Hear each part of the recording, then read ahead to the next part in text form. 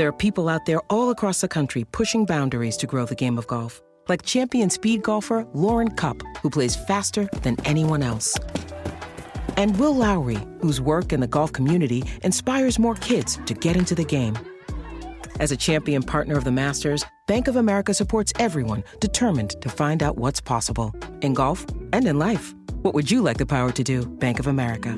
Bank of America N.A. member FDIC, copyright 2025, Bank of America Corporation, all rights reserved. Ryan Reynolds here from Mint Mobile with a message for everyone paying big wireless way too much. Please, for the love of everything good in this world, stop. With Mint, you can get premium wireless for just $15 a month. Of course, if you enjoy overpaying, no judgments, but that's weird. Okay, one judgment. Anyway, give it a try at mintmobile.com/switch. Upfront payment of $45 for 3-month plan, equivalent to $15 per month required. Intro rate first 3 months only. Then full price plan options available. Taxes and fees extra. See full terms at mintmobile.com. Don't you love it when things are both easier and more affordable? Like when the rain washes your car for you. Or like when you save up to 10% by bundling your renters and auto insurance with USAA. Bundle with USAA and start saving. Get a quote today. The Athletic.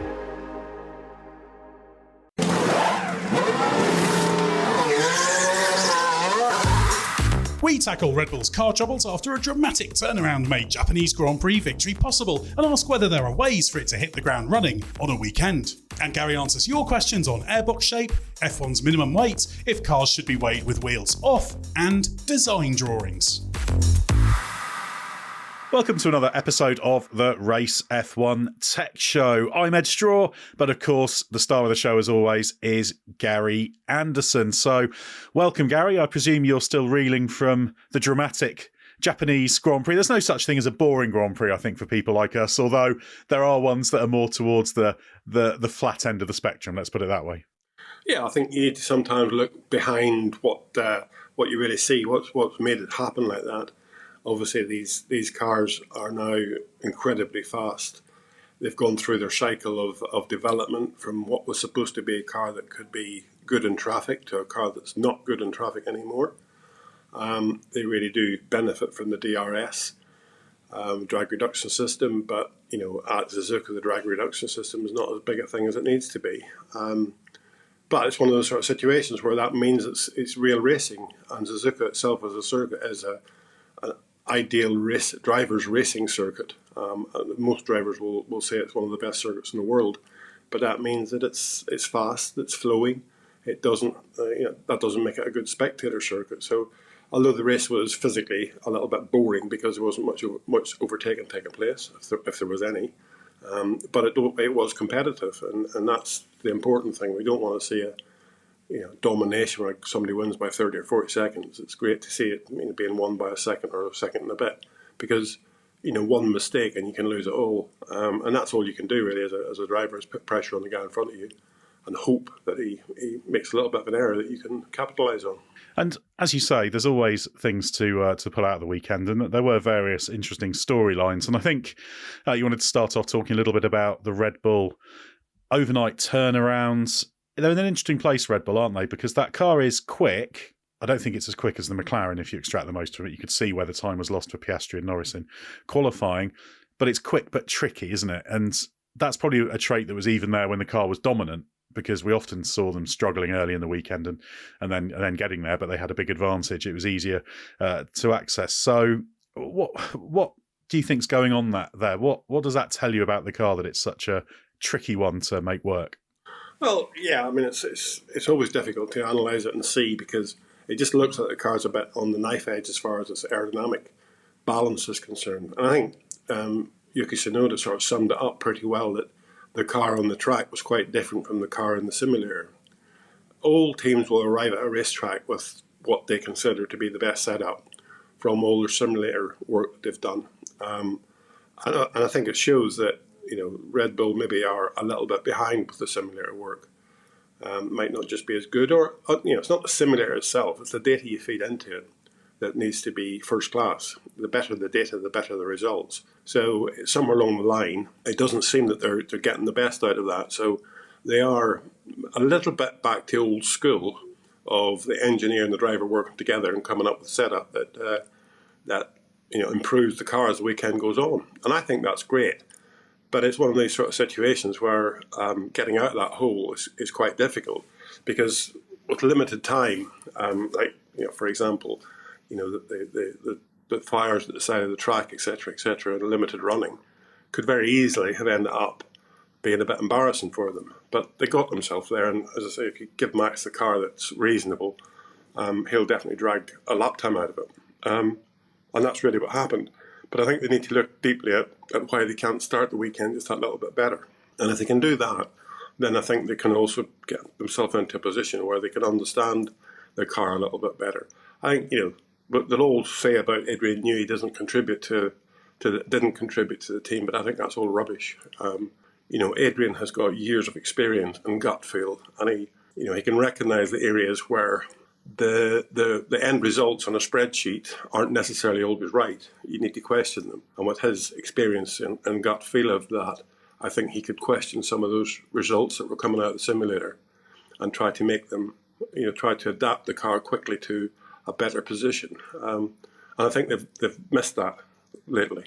But I think, they will find themselves again. But I think it is down to, maybe it's their old wind tunnel, maybe it's too temperature sensitive or whatever.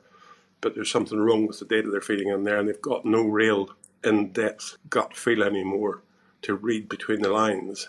And obviously then at the circuit, once Max gets in the car, he's pretty vocal about what he wants. And him and his engineer can work together very well to try and find the best solution. Sometimes it works out, and sometimes it doesn't. This weekend in Suzuka, it did work out. And you're right to point out the preparation setups and that kind of thing, but is there such a thing as a car? Because we keep hearing it's got a very, very narrow window. Now we could see that pole lap that Verstappen put in.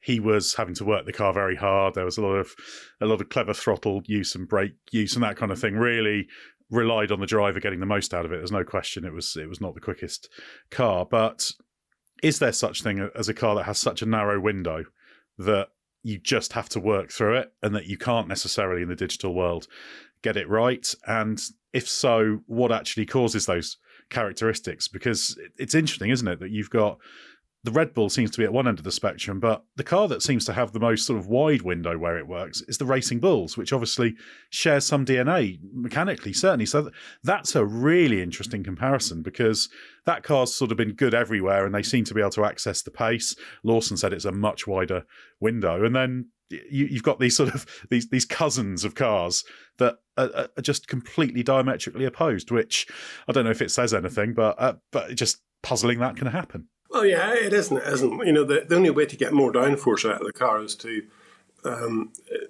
exploit or use the aerodynamic surfaces harder, more to the level of separation problems, and you can get bigger numbers out of it as far as the downforce is concerned. But that window where it's giving you the bigger numbers is very critical to ride height, to attitude, to crosswinds, to everything. So you've got to be a bit sort of understanding at what the driver drives. I've always thought that it's better to have a car that's got a wide working window and let the driver use his talents, as opposed to getting the car into a narrow working window where you really fight the battle all the time to get there.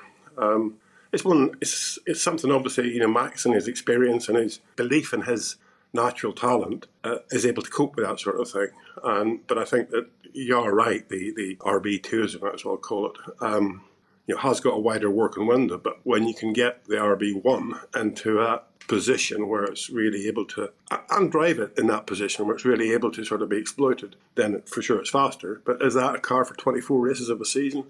I'm not so sure, because it's not easy to get there all the time. And, one of these things is we've seen it this year so far. Max has won this race. He was on pole position by a few thousandths of a second. Even.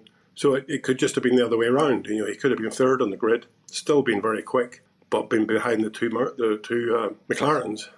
But again, it's just one of those sort of situations where they just clicked this weekend enough to be able to get into that window that suited the Red Bull, and then Max on top of that, a circuit that he loves, a circuit that suits his driving style.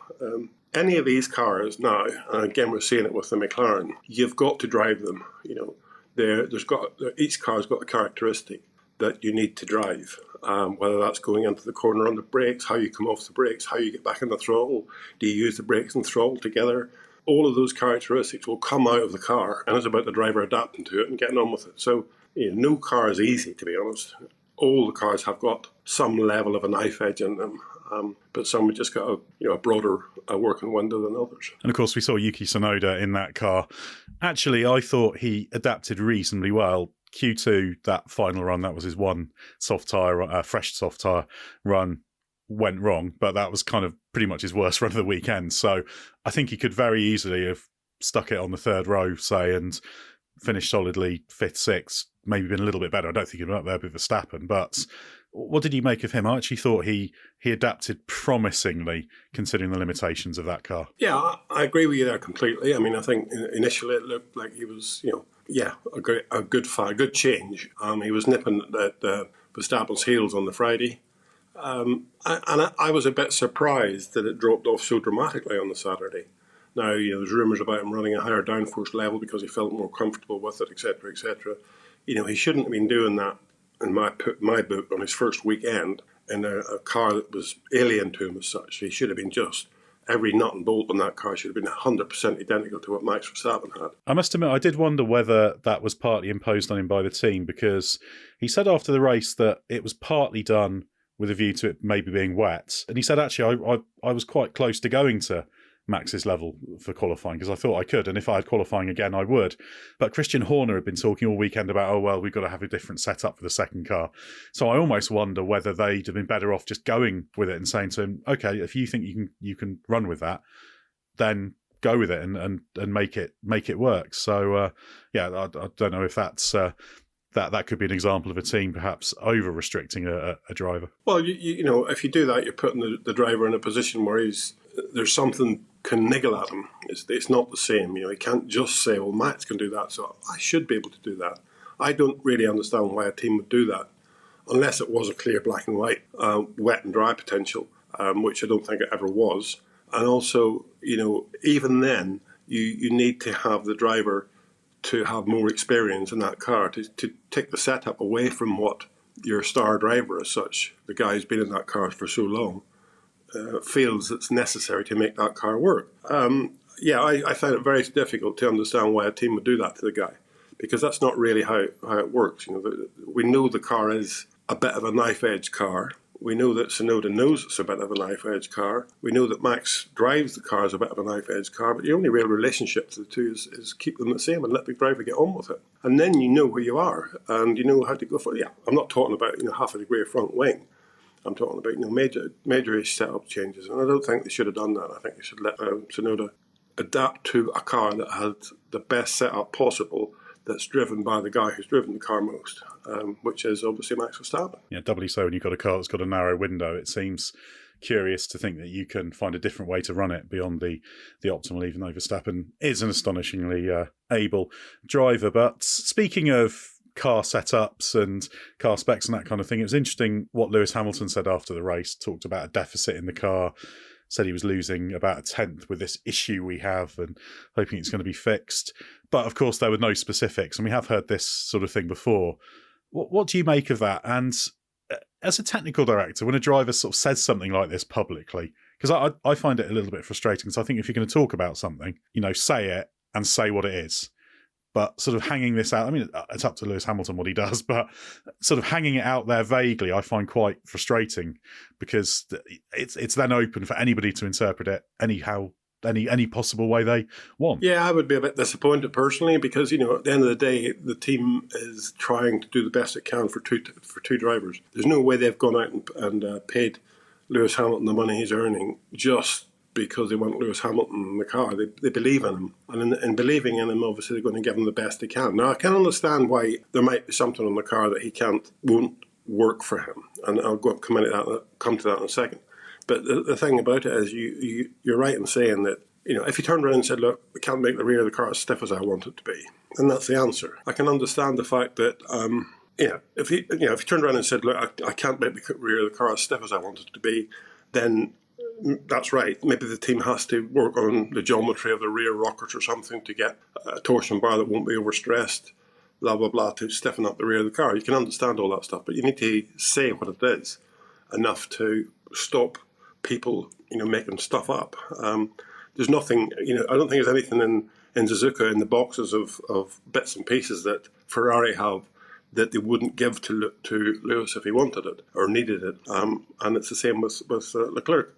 It's one of these sort of situations, I think, where he talked a lot when he was in Mercedes about he experimented with setup. Whenever Russell was faster than him, Lewis would nearly always say that he was experimenting with the setup. So at a point in time, you have to sort of stop experimenting with the setup. We know that Charles Leclerc's a very, very fast driver, so it's a bit like Max Verstappen. Lewis has moved to a new team. Charles Leclerc's got experience with that team. That's his yardstick. He needs to measure himself against that. And he needs to go in the direction that Charles Leclerc is going in with the car, because he knows the team better. He knows the Ferrari better. He knows all that sort of set of circumstances that lead to a setup. And I think he should go with that for a little while and not try to go his own route. Because if you go your own route too quickly, suddenly you'll find out that you've gone the wrong route, and it can be detrimental to the old brain as well. It can knock your confidence quite a bit. So I don't understand why he's saying these things. It just confuses me because, in reality, he's doing okay. He's not doing the best. He's not going out there. He did win a sprint race in China. So what's wrong with that?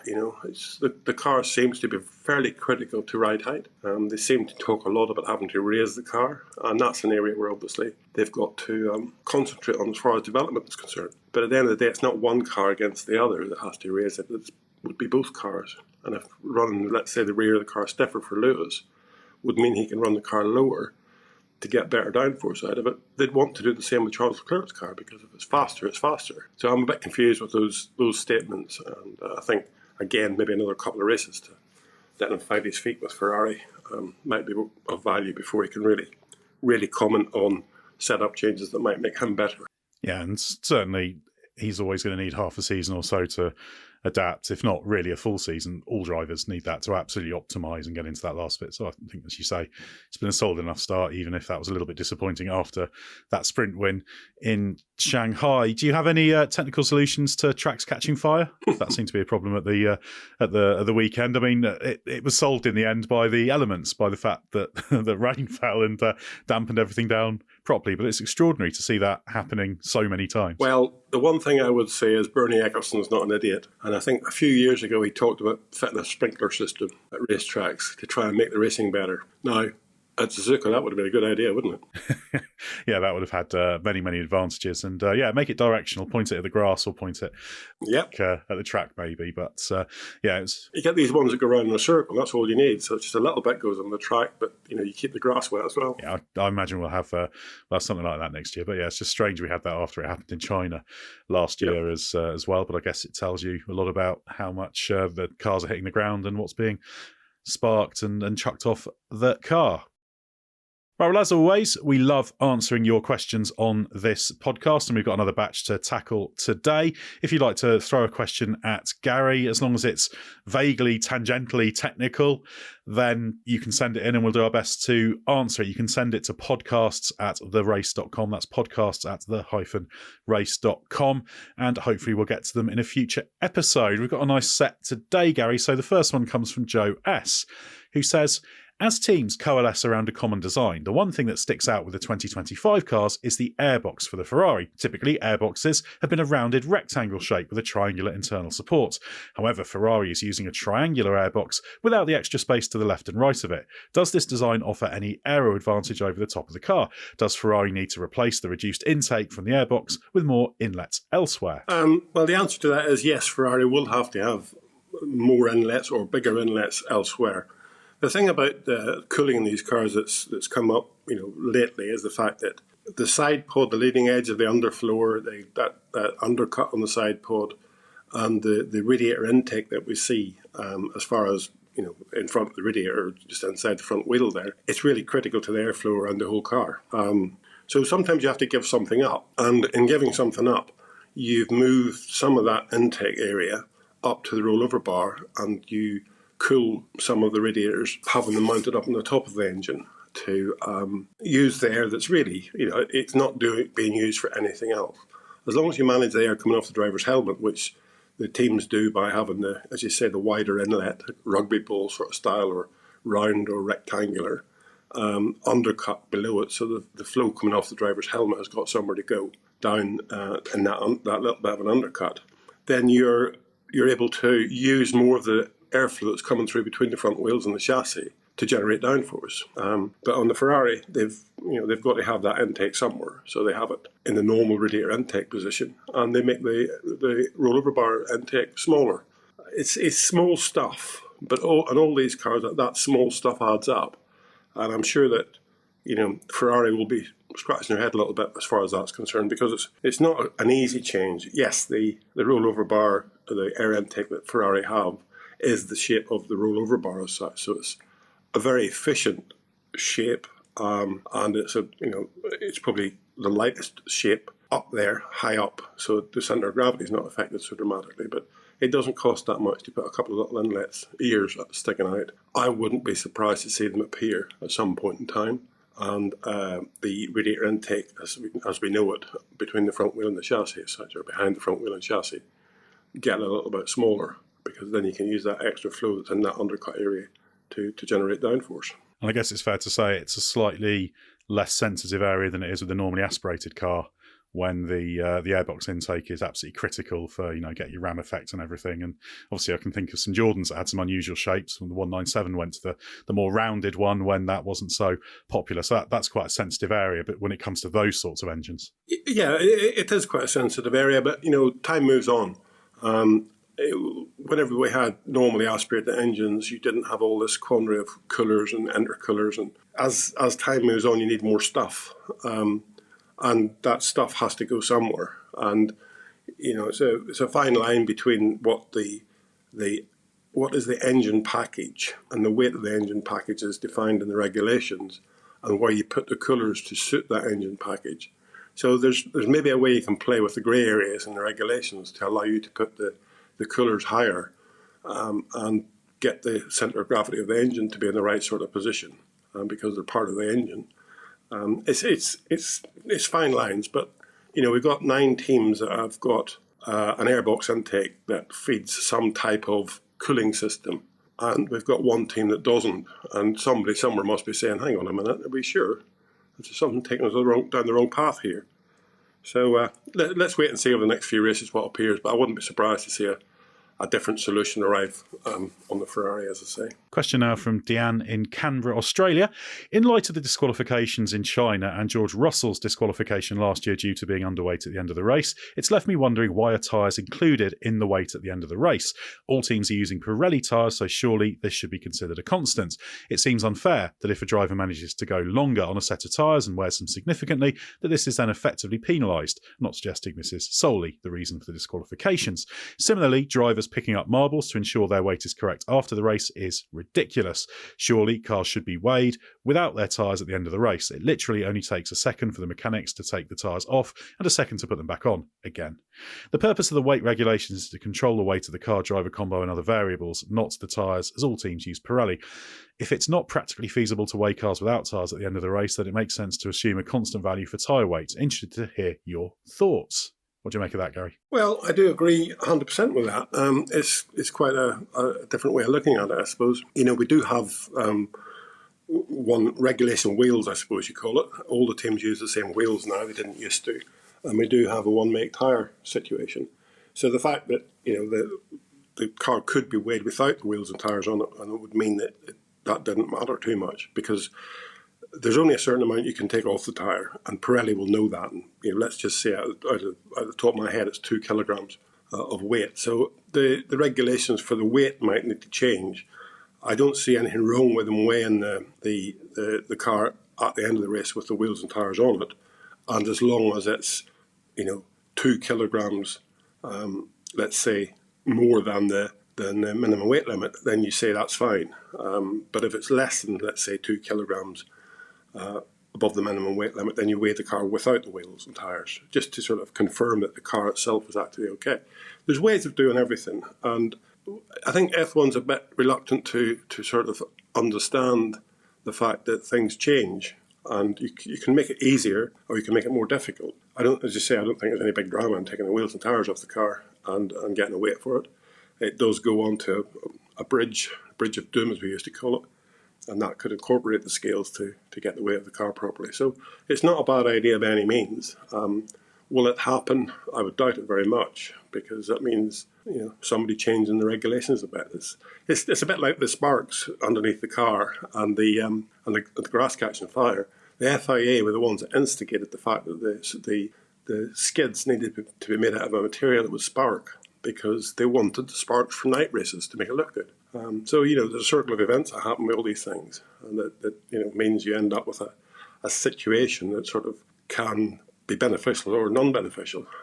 I agree with you completely. Wheels and tyres, because they are a standard item as such, could be taken away from the weight of the car. So you just you get the actual weight of the car itself. And as I say, we do pit stops, but again, the wheels and tyres are the same.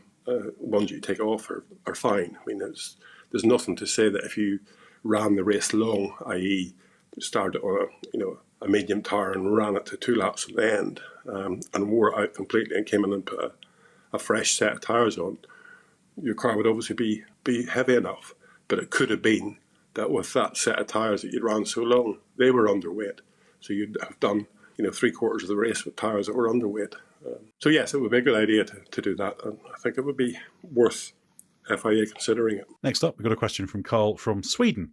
With the cost cap in place to limit spending and crash tests ensuring the safety of the cars, is there actually a need for a minimum weight limit anymore? It seems to me the weight limit was first put into place to combat precisely that, excessive spending and cars becoming too fragile. Well, it's a fine line between where do you draw the line at as far as the weight of the car is concerned. Obviously, you can have no minimum weight limit, and you would get somebody as a team that would decide to just build a skeleton of a car. It would pass all the crash tests as such, but it would be, it wouldn't sort of have the comfort that these cars do have for the driver.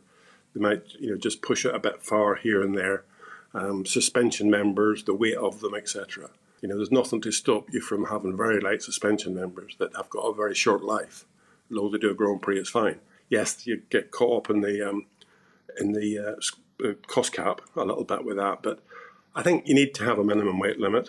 I think it needs to be lower than it is now by a significant amount, which obviously we're going to get for 2026, I believe, or at least there's talk about it for 2026. So I think it still needs it. I think it still needs a minimum weight limit to allow you to build the car at a practical level, so that it's not the components aren't fragile on the car. Because if you get a suspension failure because you got a fairly fragile component there, yes, it costs you money, but it can also cost you, a driver's life, and that's the last thing you need. There's an interesting point, maybe even been 2 years ago, James Allison talked about the minimum weight, and he said he thought it should be lower, and then it's down to teams to target it. So I'd certainly agree that going lower makes sense. I think one of the problems is there's kind of an unstated thing in the rules that they don't emphatically talk about, which the minimum weight thing is just a mechanism that's in there to stop, I think, teams taking too big an advantage. Because if suddenly you found a way to make your car 20 kilos than anyone else can get to, that's so much performance. It could give you a dominant advantage.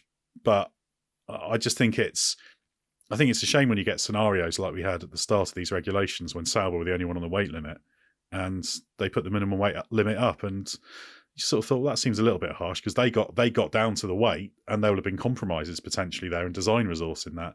Then they put it up a little bit higher. So I'd certainly agree it should become a more competitive thing, although I think you're quite right that no weight limit would risk going a bit too far. But there's a lot of opportunities with the cost cap in place to lift limits on things, because the cost cap, if properly implemented in place, should control things. Yeah, I agree completely. I mean, the set of regulations we have now, they've all evolved over many, many years, including the cost cap. So the big problem is still, I can't see the cost cap just being as good potentially as it should be. It doesn't cover enough. There's too many grey areas in it for spending money still outside of the cost cap. And I'm just talking out the top of my head, really, in truth, because, I'm sure they do manage it quite well. But for me, it's still just not black and white that the turnover that you put into company's house and the cost cap go hand in hand. It's not like that. So somewhere along the line, I think the weight limit should be a challenge.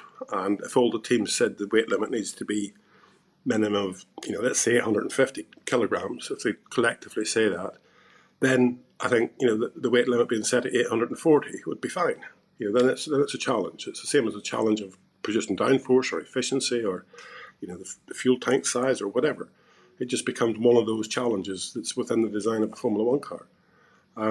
But it's, the minute it just seems to get added to it. I think if I was Sauber at the beginning of these regulations, when I got the car down to the weight limit and the others didn't, it'd be like the same with the double diffuser, way back.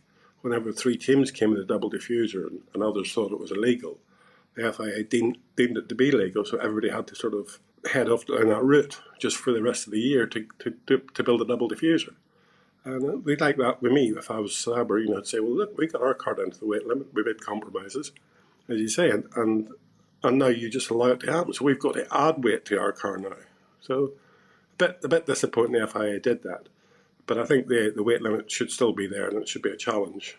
It shouldn't be easy to achieve. And the final question comes from Jim Gross, who's saying, I was wondering who owns the drafting you did for the design and construction of the 191 and other Jordan cars. Would you ever consider selling prints of the drawings? That's a difficult one to answer, really, Jim, because I think if we move through the years, from sort of 92 onwards, the car was designed on a CAD system, albeit, a pretty simple 2D drafting system. But as time passed by through the years, then it got more elaborate and it got to modelling it all in 3-dimensional and blah, blah, blah, surface modelling. So all of that stuff is, that stuff has gone by time. The 1991 car was pencil. Well, as I say, it was pencil. It was 99% pencil, especially my drawings because I couldn't work a CAD system at the time. But I happened to have a roll of them in the roof of my garage. I think I own them. Because they were being thrown out at the time I acquired them. But I really wouldn't want to do prints of them. What I was going to do sometime, hopefully, is meet up with Ed over a beer and get Andrew Green and Mark Smith, who was my partners in crime at the design office of Jordan at the time, and have a beer over opening up that roll of drawings to see what's in there. Because it's been there for years. I have no idea what's in there, but it'll be quite interesting to do. Same as I have, a lot of setup sheets and stuff like that from those days, because they're all done on bits of paper, and I like bits of paper. So I don't think I'd want to put them up for sale, but I'd like to open history up again, really, and do an article on it. Yeah, that would be fantastic. We'll definitely do that. But it's an interesting point with everything moving into the digital realm. Think about how much has probably been lost, because while F1 teams are pretty good at their data management these days, you'd imagine that there's a hell of a lot of CAD stuff and data and stuff of cars that's just probably been lost over the years by certain teams. I know that that a lot of teams have tried to kind of curate that and look after it, and it's been put somewhere. But I'm sure everyone knows, anyone who's stuck something on a portable hard drive and sort of tucked it away and then not seen it again will know how easy it is to lose data. A bit harder with bits of paper. Yeah, I mean, it has. It's time moves on. Even the CAD systems change, the software changes, how the software operates changes. So the data you had 10 years ago might not sit in line with your refinement that you've got now. And also, time moves on as the regulations change. You don't think, back in 2001 we had a brake balance bar that was a bit different. Let's dig up that drawing for that and see what's happened. Because time moves on, and you've refreshed and improved your ideas, I suppose you might call it. So it's nice to look at history sometimes. And we used to in the Jordan drawing office, we used to have a picture of the 91 gear lever and the gear rod heading down through the car, through the exhaust system into the back of the car as a gear change. On the right hand side it was hand operated, and below it we sort of put "lest we forget." That's when all the electronic gear change arrived. So for the young guys coming in at that point in time, we wanted to show them that might have been a bit basic, but you can still change gear with this gear lever beside the steering wheel and the gear rod. And now it's all just we were sort of relating it to paddle shift stuff. It's all flick a switch and the gears just change themselves. So, time moves on, not always necessarily in the right way, but you just can't keep everything. Exactly, yeah. There's a certain appeal about more mechanical systems and linkages, isn't it? Because you can see how they work, whereas electronics are all a little bit black box, but that's probably a whole wider conversation. But thanks very much for those questions. As I said, if you've got a question for Gary, send it through to podcast@therace.com. That's podcast@the-race.com, and we'll tackle them in a future episode. But in the meantime, thanks very much, Gary. We've got...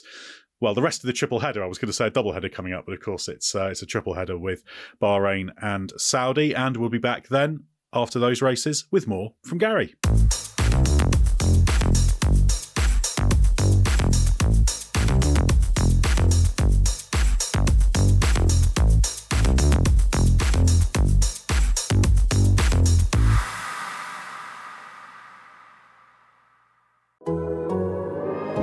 The Athletic.